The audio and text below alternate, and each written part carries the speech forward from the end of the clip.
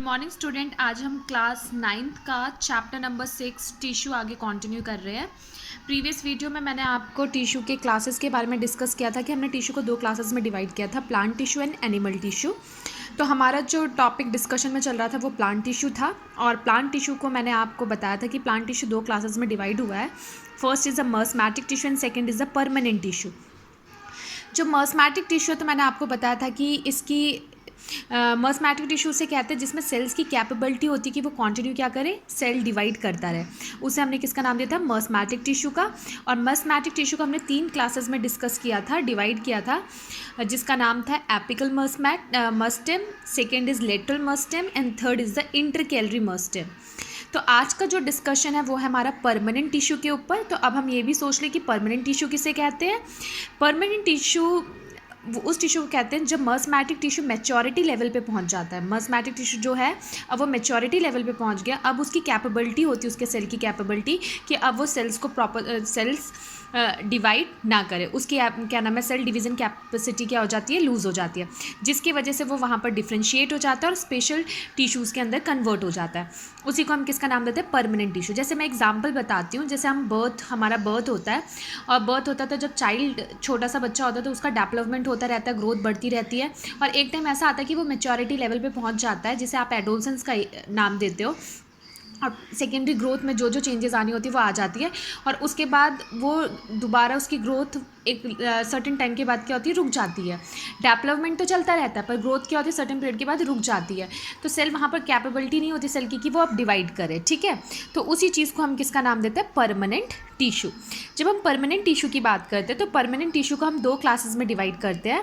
First is a simple permanent tissue and second is a complex tissue. Simple permanent tissue का मतलब होता है वो टिश्यू जिसके अंदर जो सेल्स होते हैं वो एक ही टाइप के सेल्स क्या होते हैं, यूज़ होते हैं, और वही सेल्स किसका फॉर्मेशन करते हैं, टिश्यू का। एग्जाम्पल के लिए मान लो कि मैंने बोला कि एक सेल है जो कि ओवल शेप का है, तो इसका मतलब जब वो टिश्यू बनाएगा तो हर सेल्स कौन से शेप के होंगे, ओवल शेप के ही होंगे। तो उसी को हमने किसका नाम दिया, सिंपल परमानेंट टिश्यू। इसका मतलब ये है कि made up of only one type of cells. जो सिंपल परमानेंट टिश्यू है बस वो एक ही टाइप के सेल से क्या होंगे, बने होंगे। और कॉम्प्लेक्स टिश्यू का मतलब है made up of more than one type of cells. यहाँ पर एक टाइप के सेल्स नहीं, अलग अलग टाइप के सेल्स का क्या होता है, अलग अलग टाइप्स के सेल्स प्रेजेंट होते हैं, उनके अलग अलग शेप्स होती हैं, उसे हम किसका नाम देते हैं, कॉम्प्लेक्स टिश्यू। जब हम सिंपल परमानेंट टिश्यू की बात करते हैं तो सिंपल परमानेंट टिश्यू को हम दो क्लासेस में डिवाइड करते हैं। First is the protective tissue and second is the supportive. Protective नाम से ही पता चल रहा है कि जो क्या करे, प्रॉपर तरीके से हर पार्ट्स को क्या करे, प्रोटेक्शन प्रोवाइड करे।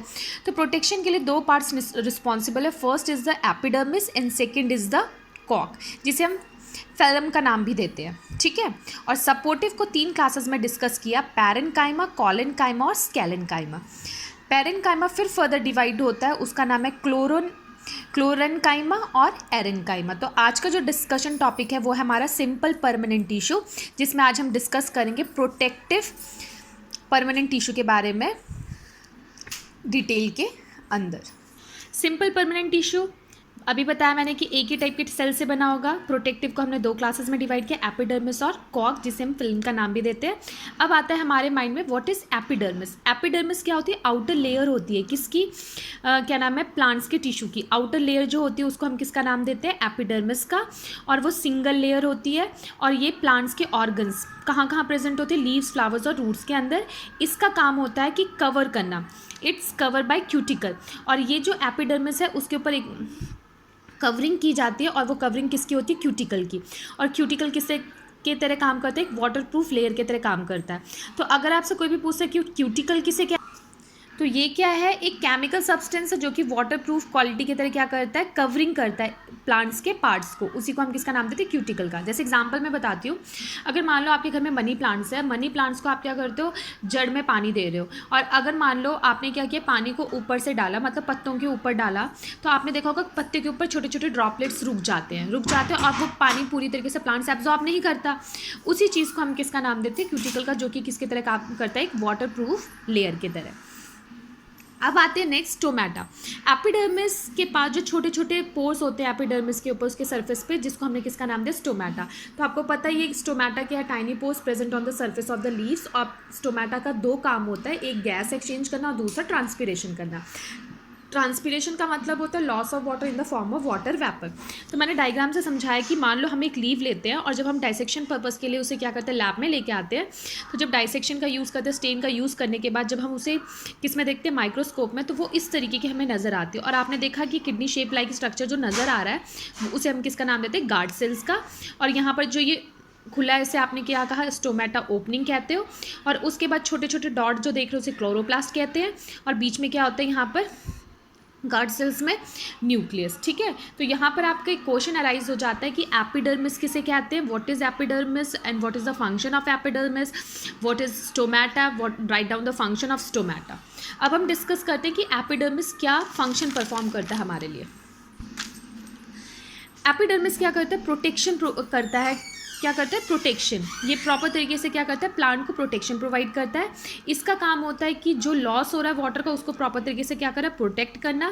और तीसरी चीज़ ये कि इसको मैकेनिकल इंजरी का क्या करना, प्रोटेक्शन करना। जैसे एग्जांपल के लिए हमने क्या किया, बाहर से प्लांट को डैमेज कर दिया। तो जब हम प्लांट्स के थोड़े छोटे छोटे पार्ट्स को हमने डैमेज कर दिया, मान लो स्टेम को डैमेज कर दिया, लीव को डैमेज कर दिया, तो उसकी जो रिकवरी करता है वो कौन करता है, हमारा एपिडर्मिस, जो उसको उस टाइम पे प्रोटेक्शन प्रोवाइड करेगा।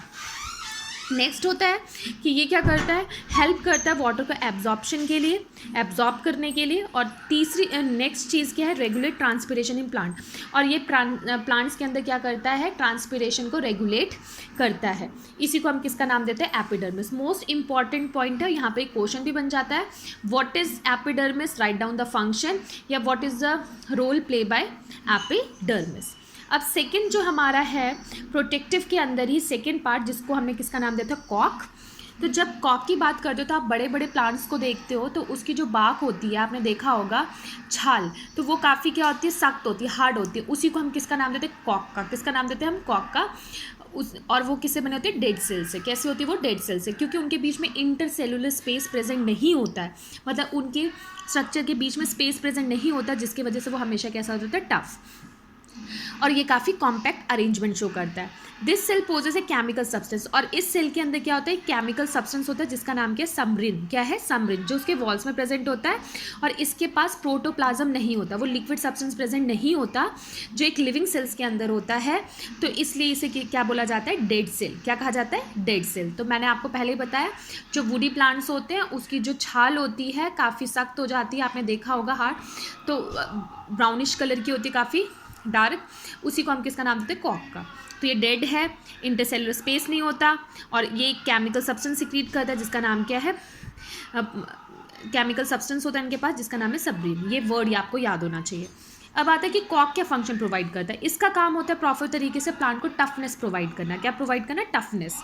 और it is a shock absorber. ये क्या करता है, शॉक एब्जॉर्ब, क्या नाम है, शॉक एब्जॉर्बर का मतलब क्या होता है, उससे बचाता है। एग्जाम्पल के लिए मान लो कोई बड़ा प्लांट है और उसको क्या कर रहे हो आप, धक्का दे रहे हो, कुछ भी दे रहे हो, और वो फिर उसी पोजीशन पे खड़ा हो जाता है, तो इसका मतलब वो क्या है, उस शॉक को क्या कर रहा है, क्या कर रहा है, बर्दाश्त कर रहा है, उसके बाद भी फिर भी वो क्या है, उस चीज़ को डील कर रहा है।